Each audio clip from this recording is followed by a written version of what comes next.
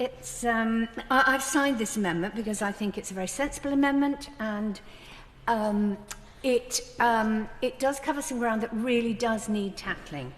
It ensures the police cannot use live facial recognition technology when imposing conditions on public assemblies or processions under sections 12 or 14 unless a new specific code of practice governing its use in public spaces has first been formally approved by both Houses of Parliament. Now that sounds quite democratic, doesn't it?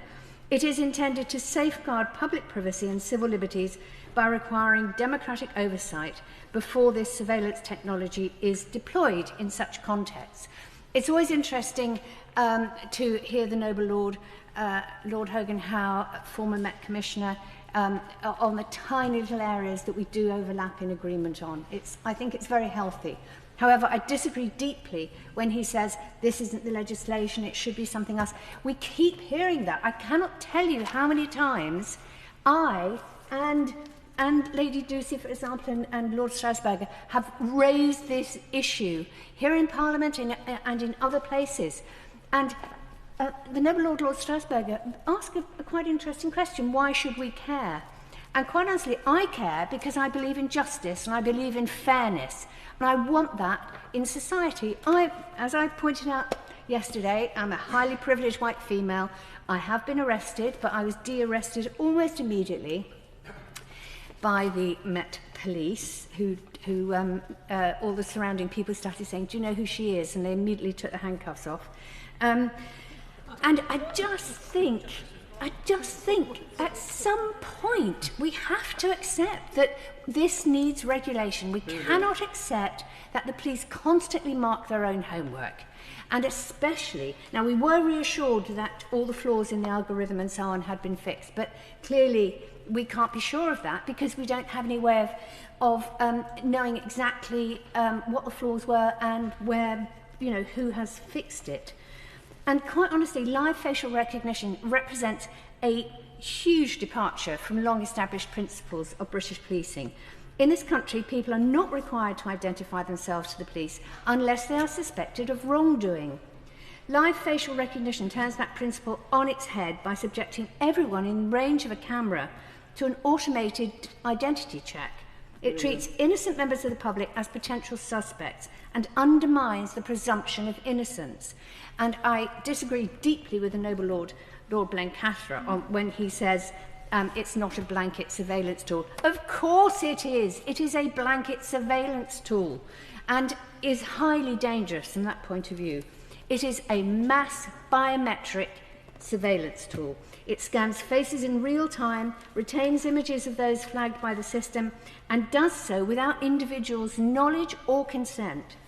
If the police randomly stop people in the street to check their fingerprints, for example, against a database, we would rightly be alarmed. Live facial recognition performs the same function, only invisibly and at scale. Its use in the context of protest is also a dangerous crossing of a constitutional line. We already have evidence that facial recognition has been deployed at demos and major public events with chilling effect on lawful protest. People will not go to these protests because they feel vulnerable. They are deterred from exercising their rights to freedom of expression and assembly because they fear being identified, tracked, or wrongly stopped. While this amendment proposes a safeguard through parliamentary approval of a statutory code, we should not allow that to imply acceptance of live facial recognition at protests in principle. I mean, in my view, this technology has absolutely no place in the policing of democratic dissent. And we should also reflect on the broader direction of travel. Live facial recognition is most enthusiastically embraced by authoritarian regimes, while a number of democratic countries have moved to restrict or even prohibit its use. And that alone surely should give this government pause to reflect on whether or not this is the right legislation to bring in. Independent observers have witnessed cases in which live facial recognition has misidentified children in school uniform, leading to lengthy and very distressing police stops. In some instances, those wrongly flagged were young black children, subjected to aggressive questioning and fingerprinting despite having done nothing wrong. What safeguards are in place to prevent misidentification, particularly of children and people from UK minority ethnic communities? That is a basic question that we should be asking before we pass this legislation. So I support this amendment as an essential check, but I hope this debate sends a wider message that Parliament will not allow the routine use of intrusive biometric surveillance to become the price of exercising fundamental democratic rights. I just want to pick up something as well that the Noble Lord the Minister said yesterday, because he directed Your Lordship's House to the front page of the bill and said that, in his view, the bill was compliant with the ECHR.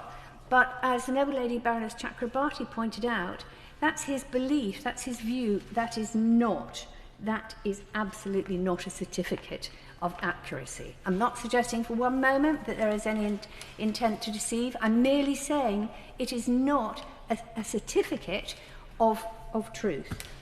With claims about seemingly authoritarian laws being compliant with human rights, that assessment can be challenged and should be challenged as much as possible. It still remains subjective and is challenged by justice, the organisation Justice, for example. And we are clearly going to disagree about a lot in this bill, but I would like to say we are trying to do our best over here to actually make the law fair and representative of a justice that we think should exist here in Britain.